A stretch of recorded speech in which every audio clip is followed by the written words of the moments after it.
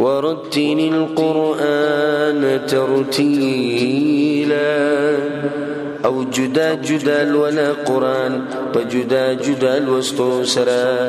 یا صفا الولا قرآن پا صفا الوستو سرا ورتل القرآن ترتيلا دی جملے سرا دی آیت سرا بلک تفصیل کو دی سا مطلب دی قرآن جدا جدا الولا او صفا الولا نو د دې یو څو مطلبونه دي. اولنی مطلب دا دی چې پارامي الولا چې قرآن وایي نو په تیزه یې مه وایه دا بس کسان شروع کی الحمدلله رب العالمین الرحمن الرحیم مالک یوم الدین ایاک نعبد و ایاک نستعین دا ته مقابله کی نه قرآن به رو رو وایي او سوچ به پکې کې رو رو به وایي او څه به کې سوچ به کې دا اول د دې مطلب دی ورتل القرآن ترتیلا رو رو به وایي الحمد لله رب العالمين ودي وسره دا دي سوي او بل سوي الحمد لله رب العالمين دا وش عندي اسمك اسمان فرقت دا ولنه چې کوم پارامي وي دیو بګي سوچون کې او دا هر ټکی سره د انسان ذهن دی ټکی ته ځي معنی ته ځي هغه ترجمه ته ځي هغه تفسیر ته ځي. رسول صلی الله علیه وسلم مبارک تپوسو شو د حفصه رضی الله عنها نه د رسول سم بیبي وی هغه څنګه تلاوت کو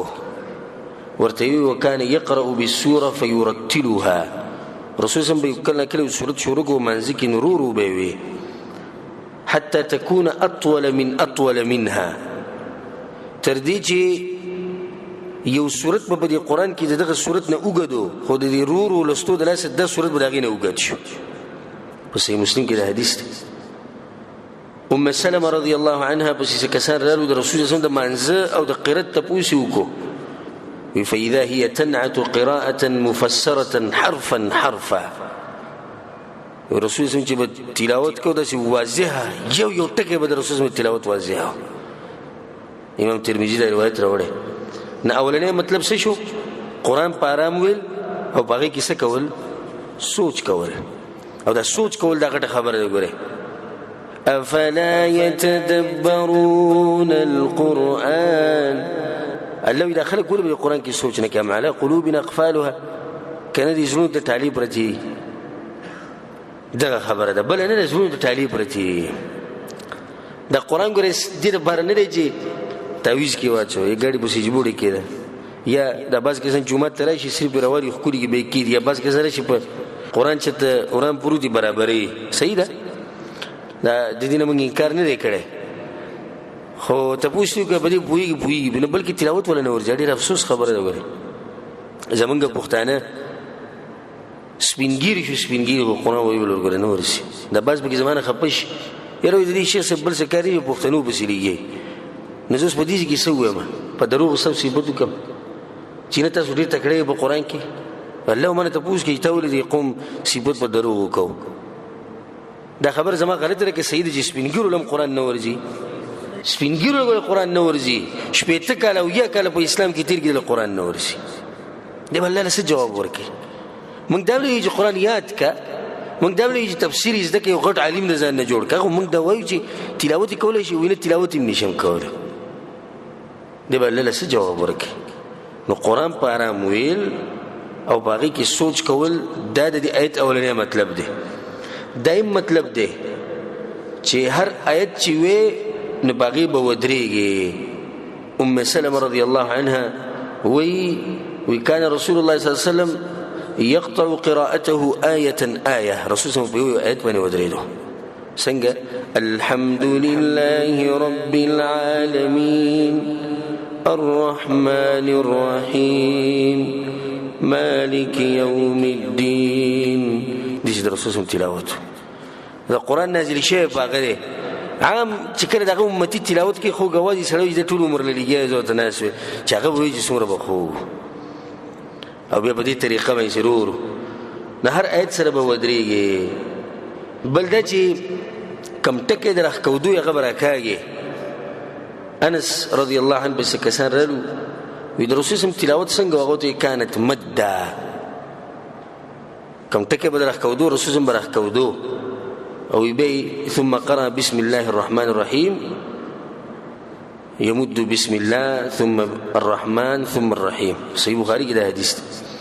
څنګه به راخ کودو بسم الله الله برسول سم جراح کوله الرحمن الرحيم الرحيم لا یا به چې راخ کوله نو قران چې وین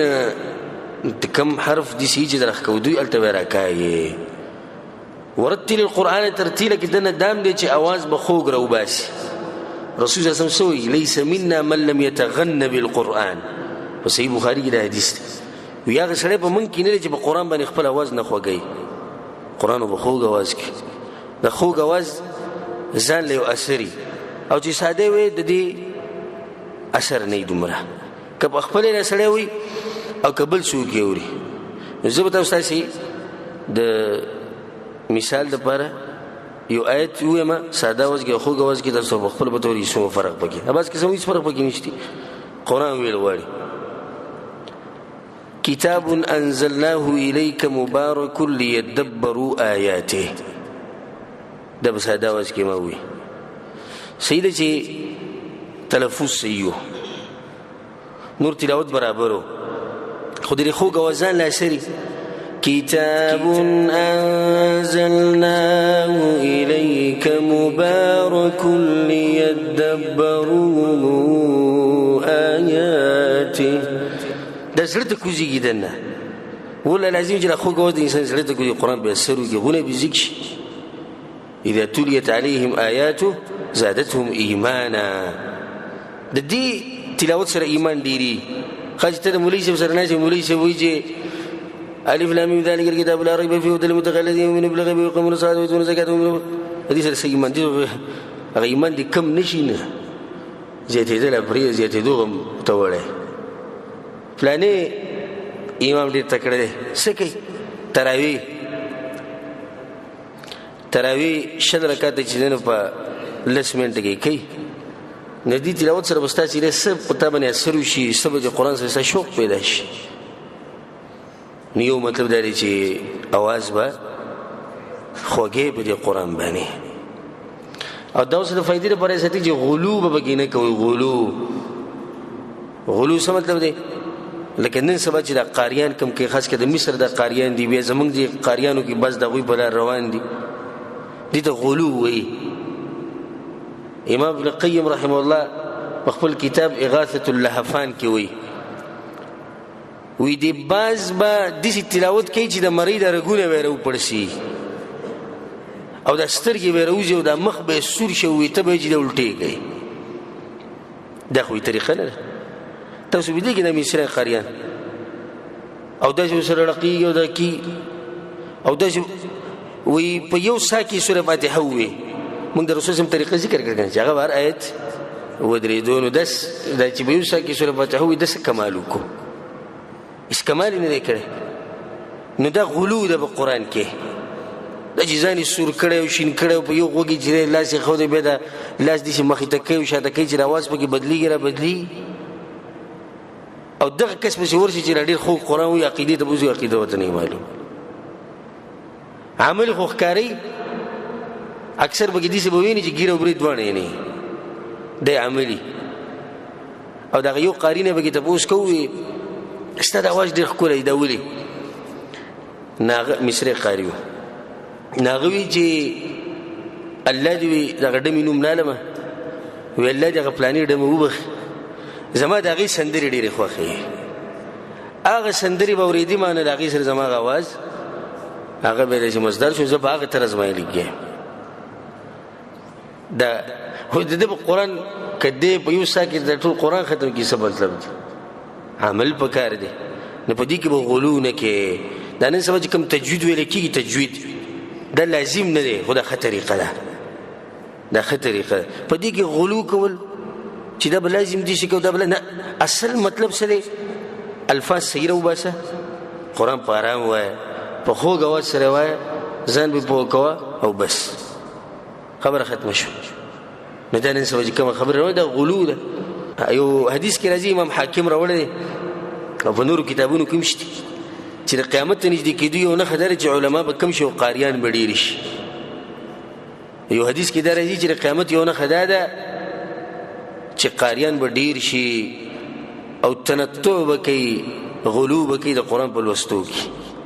او عمل والا به نه وي. رسول صلی الله علیه وسلم د مرۍ نه که د قرآن نه کوزي. زموږ دې وخت وګوره علما کم شوي دي. په روایت کې راځي رسول صلی الله علیه وسلم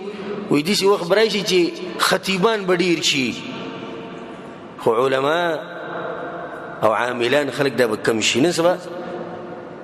فن خطابت ډېرو خلکو ته معلوم دی، خو علم او عمل دا به نن سبا ته به ډېر کم ځایونو کې ښکاره کېږي. نه صرف دا مقصد نه چې ما قرآن یاد کړ خبره ختمه شوه او بیا زه د عبدالباسط په آواز کې یم یا زه د منشاوي په آواز کې یم یا زه د حسري په آواز کې لګیم. صرف دا نه ده، په دې باندې عمل پکار دی. یو سړی د آواز یې خوږ نه دی، په قرآن عمل کوي، دا ډېر اوچت انسان دی. د هغې نه ډېر اوچت دی چې په خوږ آواز کوي خو عمل یې پرې نشته. الله دې موږ له په دې قرآن باندې عمل کولو توفیق راکړي.